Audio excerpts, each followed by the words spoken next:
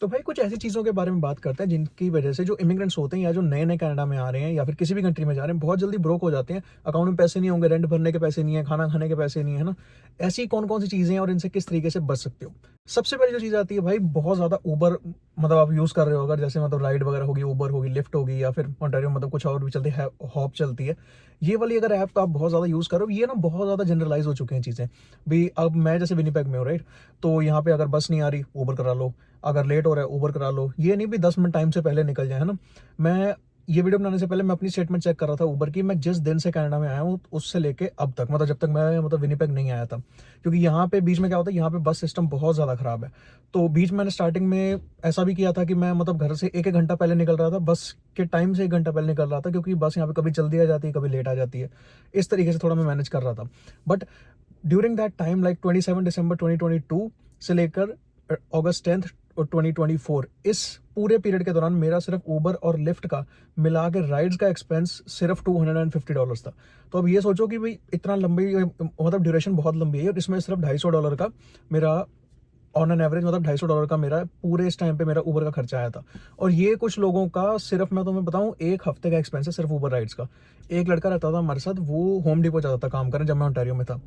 वहाँ पे उसने जाना भी ऊबर से है, उसने आना भी ऊबर से है। उसने फिर बीच में मतलब मान लो ब्रेक हो गई तो किसी दूर एक स्पॉट पे खाना खाने जाना है, तो उसके लिए भी उसने ऊबर करानी है, जाने की अलग, आने की अलग।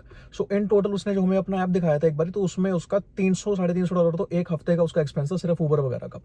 ये जो चीज़ें होती हैं ये बहुत ज़्यादा आजकल मतलब जनरलाइज हो गई हैं। इनकी वजह से लोग बहुत जल्दी ब्रोक हो जाते हैं। भाई पैसे नहीं है अकाउंट में, पैसा कहाँ गया? सारा भाई ऊबर करने में लग गया, सारा कभी कहीं लिफ्ट से चले गए, कहीं कहाँ चले गए, इन चीज़ों में सारा पैसा लग गया।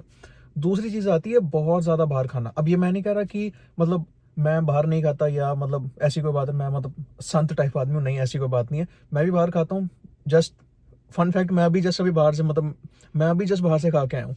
तो कहने का पॉइंट यहाँ पे ये आता है कि अगर तुम एक चीज़ को बहुत ज़्यादा मतलब है ना उसको अपनी हैबिट में कन्वर्ट कर रहे हो, कभी-कभी खाना it's a different thing, but रोज़-रोज़ बाहर ही खाते जाना इट्स अ डिफरेंट थिंग, तो वो तुम्हारी हैबिट में कन्वर्ट हो जाती है।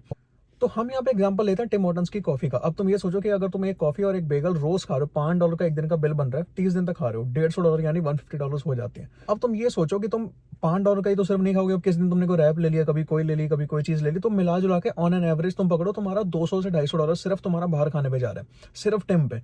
और सिर्फ टाइम पे तो बंदा खाएगा नहीं। अब सुबह कहीं मतलब नाश्ते के टाइम पे, ब्रेकफास्ट के टाइम पे बंदा टाइम पे कुछ खा रहा है, उसके बाद कहीं और कहीं मैकडॉनल्ड्स देख गया, वहां कुछ खा लिया, फिर कहीं और देख गया, कहीं और से कुछ उठा लिया। तो इन टोटल तुम ये अगर तुम महीने के एंड में अपना जो मतलब अपना तुम हिसाब बनाओगे ना, तो उसमें तुम्हारा 500 से लेकर $600 तुम्हारा सिर्फ बाहर खाने पे जाएगा। उसके अलावा तुम्हारी ग्रोसरीज अलग से हैं, क्योंकि ये जब एक हैबिट बन जाती है, मेरे साथ ये चीज़ हुई है एक टाइम पे, इसलिए बता रहा हूँ। जब ये तुम्हारी हैबिट बन जाती है तो तुम्हें बहुत ज़्यादा प्रॉब्लम आती है बाद में जाके। इन टर्न फिर होता क्या है कि अगर तुम अपने क्रेडिट कार्ड से पे कर रहे हो तो तुम्हारी क्रेडिट कार्ड की स्टेटमेंट भी मतलब भरनी शुरू हो जाएगी, क्योंकि ये तुम्हारी अब हैबिट बन चुकी है। तुम्हें नहीं पता तुम कहाँ पैसा लगा रहे हो, कहाँ खाने पे लगा रहे हो, कितना खाने पे लगा रहे हो, राइट? तो at the end of the month तुम्हारी स्टेटमेंट कब 500 की जो पहले बनती थी फॉर एग्जांपल, वो अब तुम्हारी 1500 की बन जाएगी, तुम्हें नहीं पता चलेगा। और भाई ये सिर्फ कहने की बात होती है कि मैं तो ये बहुत ज़्यादा ध्यान से खर्चता हूँ पैसे, ऐसा कुछ नहीं होता। जब हैबिट बन जाती है तो तुम्हें नहीं पता चलेगा तुम्हारे 500 की स्टेटमेंट कब 1500 की बन जाएगी।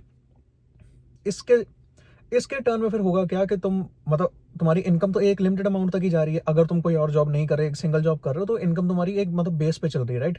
अब वो इनकम पे से तुम्हें अपना रेंट भी पे ऑफ करना है, तुम्हें अपनी ऑब्लिगेशंस जो भी तुम्हारी हैं, अगर तुमने कोई लोन ले रखा है ना, मतलब एजुकेशन लोन वगैरह, वो उसकी भी तुम्हें रीपेमेंट है, वो भी करनी है। और अब क्योंकि तुमने बाहर बहुत ज़्यादा खा लिया या फिर ऊबर बहुत ज़्यादा करा ली, इसकी वजह से तुम्हारी 500 की स्टेटमेंट बन गई 1500 की।